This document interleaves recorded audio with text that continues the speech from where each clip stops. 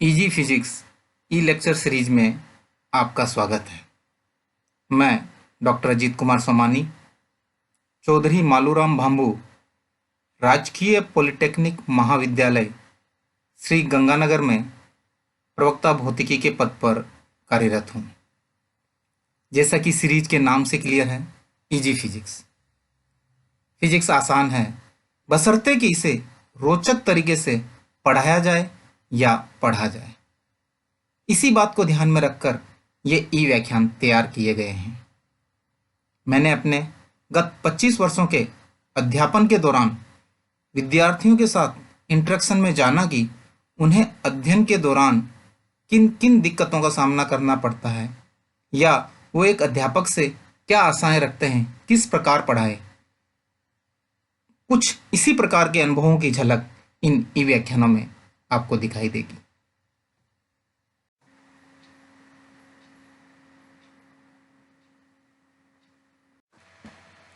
इस ई व्याख्यान का टॉपिक है प्रत्यास्थ सीमा व हुक का नियम, elastic limit and Hooke's law.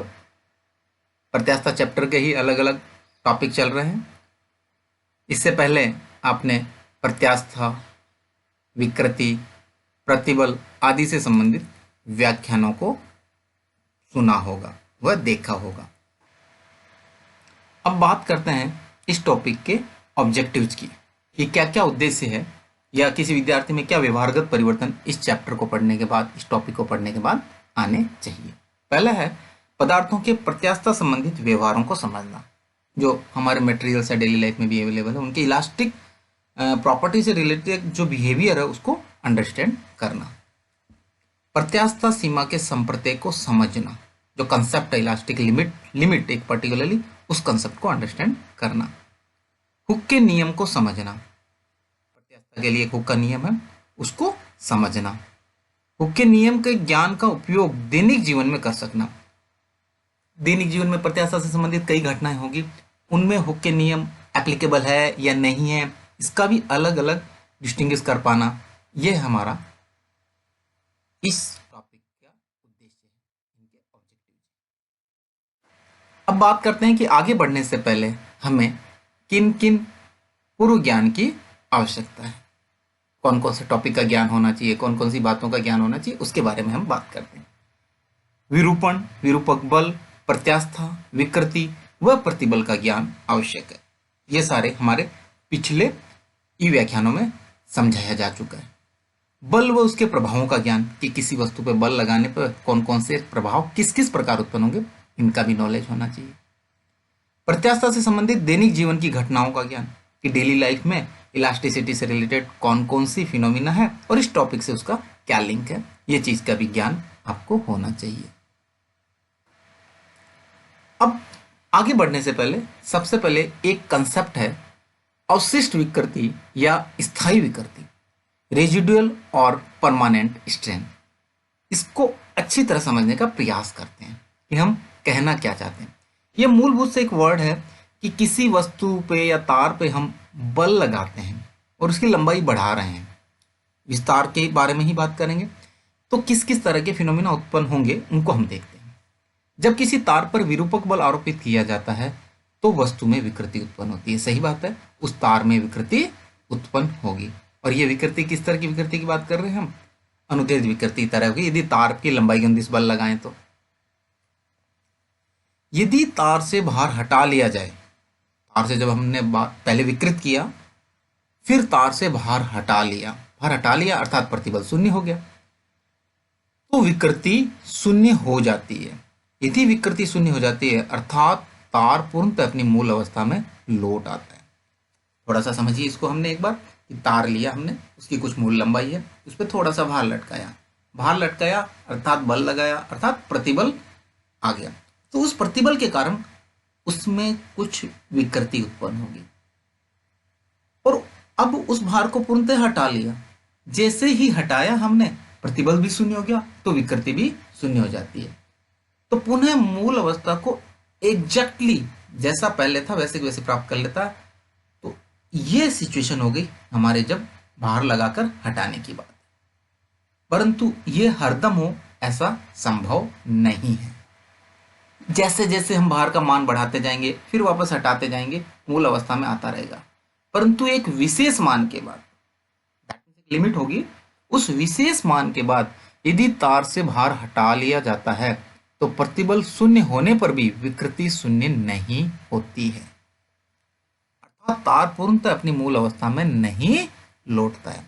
समझिए इस बात को कि मैंने क्या किया, एक तार लिया, उस पर पहले एक एग्जाम्पल के तौर पर ले रहा हूं, इस संख्या को कहीं से उससे लिंक, तो पहले मैंने 1 ग्राम भार लटकाया, तार में कुछ वृद्धि हुई, फिर 2 ग्राम भार लटकाया, तार में कुछ वृद्धि हुई, पहले 1 ग्राम लटकाया था, उस 1 ग्राम को हटा लिया, तार वापस अपनी मूल अवस्था में आ गया। 2 ग्राम भार लटका दिया और कुछ वृद्धि हुई, ज्यादा वृद्धि होगी, उस 2 ग्राम को पूरा हटा लिया, पुनः अपनी तार मूल अवस्था में आ गया। इस तरह से मैं 3 ग्राम लगा के हटाया, 4 ग्राम लगा के हटाया, 5 ग्राम लगा के हटाया, करते करते करते मैंने 9 ग्राम लगा के भी हटाया, तो वस्तु अपनी तार वो अपनी मूल अवस्था में आ गया था एग्जैक्ट। परंतु 10 ग्राम जब लगा के हटाया मैंने, ध्यान दीजिए, 10 ग्राम भार लगाया तो वो विकृत हुई, अब हटाया तो तार अपनी पूर्णतः मूल अवस्था में नहीं आया, जो उसकी मूल लंबाई थी उससे कुछ थोड़ी सी ज्यादा रह गई। सपोज कर लेते हैं, एक एग्जांपल लेता हूं, यदि 10 मीटर पहले तार की लंबाई थी तो संभव है 10.01 मीटर रह जाए, 10.001 मीटर रह जाए, पर उस 10 मीटर से थोड़ी सी ज्यादा ही रहेगी। तो ये इसी घटना की ओर बता रहा है कि प्रतिबल के एक विशेष मान के बाद यदि तार से बाहर हटा लिया जाए, मतलब हमने एक लिमिट क्रॉस कर गए, उसके बाद पूर्णतः हटा भी लेंगे, प्रतिबल 0 कर भी देंगे, फिर भी विकृति शून्य नहीं होती, अर्थात कुछ न कुछ विकृति रह जाती है, बच जाती है। इसीलिए वर्ड आया रेजिडुअल, अवशिष्ट मतलब बचा हुआ। और ये विकृति होने की वजह से तार अपनी मूल अवस्था में पूर्णतः नहीं आता, आता है मूल अवस्था की तरफ आता है, पर पूर्णतः मूल अवस्था में नहीं आता, उसमें कुछ स्थायी विकृति उत्पन्न हो जाती है, उसे ही परमानेंट स्ट्रेन या स्थायी विकृति कहते हैं। और ऐसी स्थिति में तार स्थायी रूप से विकृत हो जाता है। अब तार जो नई लंबाई बन गई, इसकी आगे कोई एक्सपेरिमेंट फर्दर करना हो तो नई लंबाई जो होगी, मूल लंबाई प्लस ये स्थायी विकृति जोड़ के ही एक्सपेरिमेंट करना है। तार 10.01 सेंटीमीटर का मीटर का हो गया हो, तो अब हमारी मूल लंबाई 10.01 ही रहेगी। ये परमानेंट इसमें स्ट्रेन आ चुकी है। विकृत वस्तु पर प्रतिबल के एक निश्चित मान के बाद प्रतिबल का मान शून्य कर देने पर भी तार में विकृति रह जाती है। इस अतिरिक्त विकृति को ही अवशिष्ट विकृति या स्थायी विकृति कहते हैं। ये वाला जो बात हमने बताई है, यदि परिभाषा लिखनी हो, वो समझने के लिए बात कर रहे थे, अब लिखनी हो तो हम क्या लिखेंगे कंसाइज वे में, कि विकृत वस्तु पर, वस्तु विकृत हो चुकी हो, ध्यान दीजिए, ऐसा नहीं हो कि बाहर लगाया नहीं और आप हटा के बात कर रहे हो, नहीं, बाहर लगा के पहले विकृत किया है, प्रतिबल लगा के विकृत किया है, तो विकृत वस्तु पर प्रतिबल के एक निश्चित मान के बाद प्रतिबल का मान शून्य कर देने पर भी तार में विकृति रह जाती है। इस अतिरिक्त विकृति को ही अवशिष्ट विकृति या स्थायी विकृति, रेजिडुअल स्ट्रेन और परमानेंट स्ट्रेन कहते हैं। अब बात करते हैं प्रत्यास्थता सीमा, जो कि हमारा मूल टॉपिक है, इलास्टिक लिमिट। उसको समझने के लिए अवशिष्ट विकृति समझना जरूरी था, इसलिए अब हम बात करते हैं प्रत्यास्थता सीमा और इलास्टिक लिमिट। बहुत बार एग्जाम में बोर्ड में आ चुका अलग अलग तरह से कि प्रत्यास्थता सीमा किसे कहते हैं, समझाइए। 2016, 2013, 2012, 2007, 1998, 1997, 1996, 1991, तो इस तरह से काफी बार बोर्ड की परीक्षाओं में आ चुका है। तो आपसे भी ये आशा रहेगी कि इन कंसेप्ट को, वैसे भी इलास्टिसिटी समझने के पॉइंट ऑफ व्यू से भी बहुत अच्छा कंसेप्ट है और एग्जाम के पॉइंट ऑफ व्यू से भी इंपॉर्टेंट है। इसकी परिभाषा वही अवशिष्ट विकृति जिसके से ही हम इसकी परिभाषा बना रहे हैं। देखिए, विकृत वस्तु पर प्रतिबल के एक निश्चित मान के बाद प्रतिबल का मान शून्य कर देने पर भी तार में स्थायी विकृति रह जाती है। यहां तक अवशिष्ट विकृति में भी यही परिभाषा थी। वहां हमने लिख दिया था इस जो रही हुई विकृति को है उसको अवशिष्ट विकृति कह देते हैं। यहां पे हम कहेंगे प्रतिबल के इस निश्चित मान, जो एक निश्चित मान था, ऊपर हमने लिमिट लगाए थे ना, इसको ही प्रत्यास्थता सीमा कहते हैं। एक बार वापस समझते हैं। जैसे हम कह रहे थे 9 ग्राम 8 ग्राम तक हमने बात की थी, 10 ग्राम या 10 ग्राम के जस्ट बाद वो स्थायी विकृति आ जाती है। तो इसकी प्रत्यास्थता सीमा जो यदि बल के रूप में कहूंगा तो 10 ग्राम है, पर वहां प्रतिबल हमें निकालना है। प्रत्यास्थता सीमा एक्चुअली प्रतिबल के तुल्य, तो उसके क्षेत्रफल से अनुप्रस्थ काट के क्षेत्रफल से भाग देने की जो चीज आएगी वो हमारी प्रत्यास्थता सीमा होगी। तो वो प्रतिबल का एक निश्चित मान, वो कट ऑफ वैल्यू, जिसके बाद यदि वापस प्रतिबल हटाते हैं तो अवशिष्ट विकृति या स्थायी विकृति रह जाती है, उस कट ऑफ वैल्यू को हम क्या कहते हैं? प्रत्यास्थता सीमा कहते हैं। प्रत्यास्थता सीमा प्रतिबल के मान की वह अधिकतम सीमा है जिसके अंदर वस्तु पूर्ण प्रत्यास्थ वस्तु की भांति व्यवहार भी करती है। ये इसको एक दूसरे तरीके से भी आप लिखना चाहें परीक्षा में तो भी लिख सकते हैं।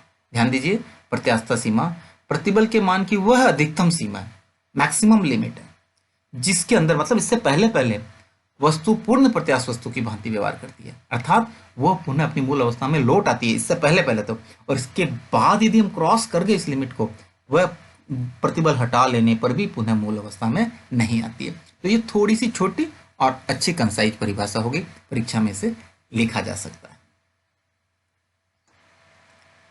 विच्छेदन या भंजन प्रतिबल, ब्रेकिंग स्ट्रेस, इंग्लिश से थोड़ा सा ज्यादा अच्छा क्लियर होगा। ब्रेकिंग, ब्रेकिंग मतलब टूट रहा है, तो विच्छेदन और भंजन का भी शाब्दिक अर्थ यही है कि टूटना। तो वह प्रतिबल जिसपे कि तार टूट जाए, सीधा सा हमें लग रहा है। तो देखिए, प्रतिबल का वह मान जब तार टूट जाता है को विच्छेदन या भंजन प्रतिबल कहते हैं। हम तार पे बल लगाते जा रहे हैं तो प्रतिबल का मान भी बट नेचुरल बढ़ेगा। एक स्थिति ऐसी आ सकती है, बीच में भी अलग अलग तरह के व्यवहार है, उसको मैं यहाँ डिस्कस करना उचित नहीं समझता। बहुत सारे प्रत्यास्थ व्यवहार के बारे में कई सारी टर्म आती है, उनको एक बार मैं बाईपास करके सीधा सा आता हूँ कि एक स्थिति ऐसी आएगी कि तार टूट जाएगा, बस उस प्रतिबल के मान को ही, वो जब स्थिति आई थी जब प्रतिबल का मान था, उसको ही हम विच्छेदन या भंजन प्रतिबल कहते हैं, ब्रेकिंग स्ट्रेस कहते हैं। यह तार के पदार्थ की प्रकृति पर निर्भर करता है। ध्यान देना है कि अलग अलग नेचर के मटेरियल होंगे, उनके लिए अलग अलग विच्छेदन या भंजन प्रतिबल हो सकता है। एग्जाम्पल की बात करें, यदि स्टील का तार है उसका ब्रेकिंग स्ट्रेस अलग हो सकता है, तांबे का तार है बट नेचुरल अलग होगा, एल्यूमिनियम का तार है तो अलग अलग इनके विच्छेदन प्रतिबल हो गया। अर्थात ये तार के पदार्थ की प्रकृति, नेचर ऑफ मटेरियल पर डिपेंड करते हैं। यह तार के अनुप्रस्थ काट के क्षेत्रफल व लंबाई पर निर्भर नहीं करता है।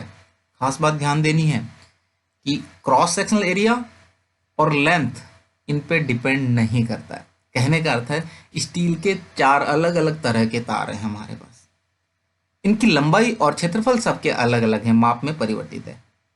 तो क्या इन चारों का विच्छेदन प्रतिबल अलग होगा? आंसर होगा नहीं, इन चारों का ही विच्छेदन प्रतिबल समान होगा।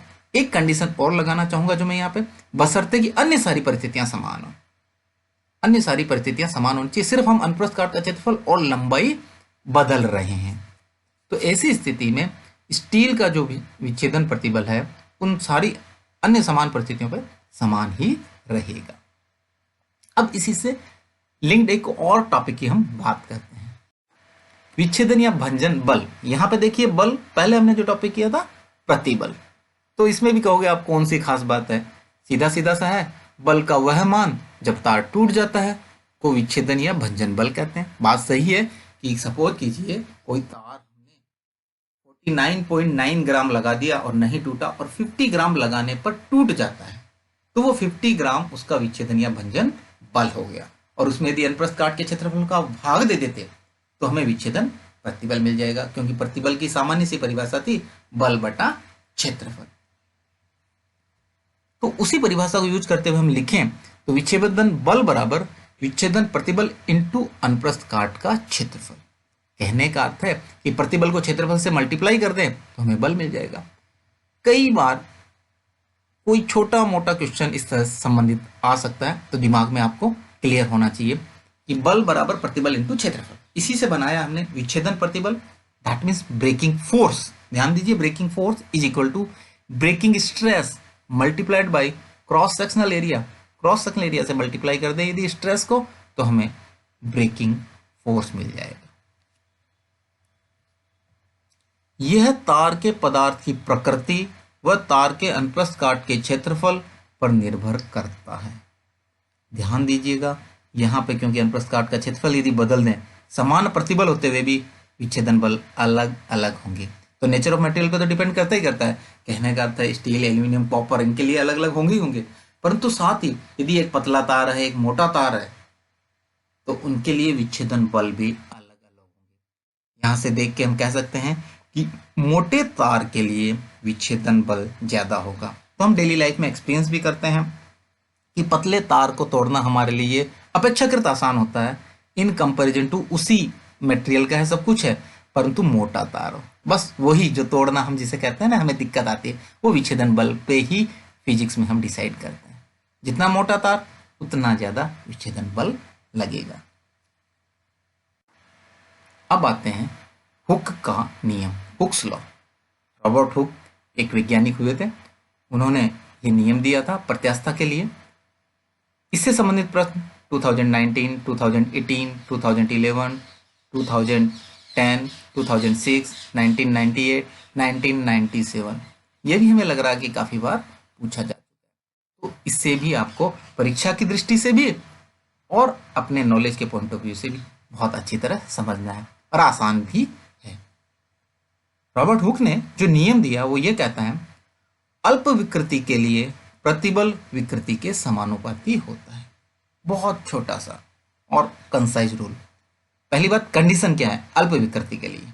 सबसे पहले तो कंडीशन आ गई, कौन किसके समानुपाती होता है? प्रतिबल विकृति के समानुपाती होता है। अर्थात हम ऐसा लिख सकते हैं, प्रतिबल समानुपाती विकृति। अक्सर जब हम क्वेश्चन पूछते हैं परीक्षाओं में, तो हम ये कहते हैं हुक के नियम का कथन लिखिए। कथन मतलब आपको लैंग्वेज में इसका आंसर लिखना चाहिए। कोई भी नियम का कथन पूछा जाता है, आप लैंग्वेज में उसके स्टेटमेंट्स लिखिए। अब देखिए, समानुपाती चिन्ह को जैसे ही हम हटाएंगे तो एक नियतांक आएगा, और इस नियतांक समानुपाती नियतांक है, इसे ही प्रत्यास्था मापांक या प्रत्यास्था गुणांक कहते हैं। Stress is proportional to strain, और जो ई आया that is known as modulus of elasticity और कोफिशिएंट ऑफ इलास्टिसिटी। इस तरह से हुक के नियम में बहुत छोटी सी बात है कि प्रतिबल विकृति की समानुपाती होता है। कब? For low value of strain, less value of strain, अल्प विकृति के लिए ही ये एप्लीकेबल है। अब हुक के नियम में यदि हम प्रतिबल व विकृति के मध्य एक ग्राफ खींचें तो सरल रेखा प्राप्त होगी। इस तरह से देखिए, प्रतिबल और विकृति के बीच में ग्राफ खींचे तो सरल रेखा प्राप्त होगी। यदि दोनों की अक्ष भी बदल दिया, अभी एक्स अक्ष पे विकृति है, यदि एक्स अक्ष पे प्रतिबल ले लें और वाई अक्ष पे विकृति ले लें तो भी ये सरल रेखा ही होगी, क्योंकि दोनों आपस में एक दूसरे के समानुपाती होते हैं। एक प्रश्न जो 2004 में पूछा गया, हुक के नियम की सीमाओं का वर्णन कीजिए। अब सीमाओं का तो ऐसे लिखा जैसे पता नहीं कितनी सीमाएं हैं, और वर्णन कीजिए जैसा कि कितना डिस्क्रिप्शन हो। बहुत सामान्य सा इसका उत्तर है, मैं उसका हिंट देता हूं आपको। अल्प विकृति के लिए जो इसकी कंडीशन है वही इसकी सीमा है, मतलब अल्प विकृति से यदि ज्यादा चले गए तो ये नियम लागू नहीं होगा। तो सीमाएं मतलब वो चीज होती है जिसके परे ये नियम लागू नहीं होता। तो अबव दैट मीन्स अल्प विकृति के लिए ही ये नियम लागू है। देखिए, तो हम क्या लिखेंगे? अधिक विकृति के लिए ये नियम लागू नहीं होता। तो कोई ऐसी बहुत बड़ी सीमाएं नहीं है, न कोई वर्णन लायक बहुत बड़ी चीज है। तो इस प्रश्न की लैंग्वेज देख के आपको लगेगा कि बहुत बड़ा प्रश्न है, पता नहीं कितने पेज में लिखे, परंतु आंसर इसका 2 या 3 लाइनों में आपको एक्सप्लेन करना है कि अल्प विकृति के लिए ही ये लागू होता है, अधिक विकृति पे ये समानुपाती का जो व्यवहार है वो बदल जाता है, समानुपाती नहीं रहता। अब बात करें अभ्यास के लिए प्रश्न, क्वेश्चंस फॉर एक्सरसाइज। तो आपकी प्रैक्टिस के लिए कुछ क्वेश्चन आपको दिए गए हैं, नोटबुक में इनको हल करके आपको चेक करना है। पहला प्रश्न है, प्रत्यास्था सीमा को समझाते हुए परिभाषित कीजिए। जैसे पहले बताया 2016, 2013, 2012, 2007, 1998, 1997, 1996 और 1991 में आ चुका है। अगला प्रश्न है, हुक के नियम को समझाइए। यह प्रश्न भी 2019, 2018, 2011, 2010, 2006, 1998 एंड 1997 में आ चुका है। हुक के नियम की सीमाओं का वर्णन कीजिए। यही वो प्रश्न है 2004 में आ चुका है।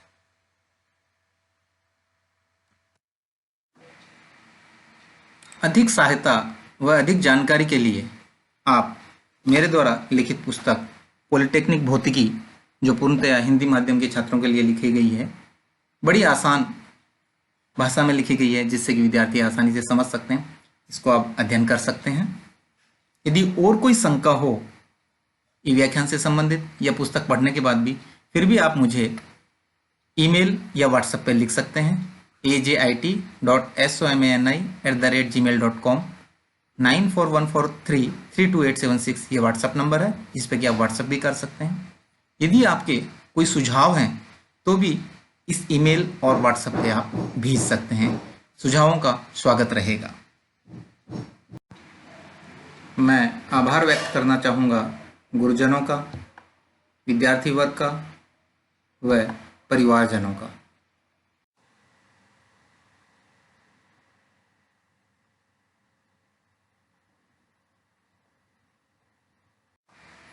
इस ई व्याख्यान को धैर्यपूर्वक देखने के लिए और समझने के लिए आपका बहुत बहुत धन्यवाद। Thank you very much.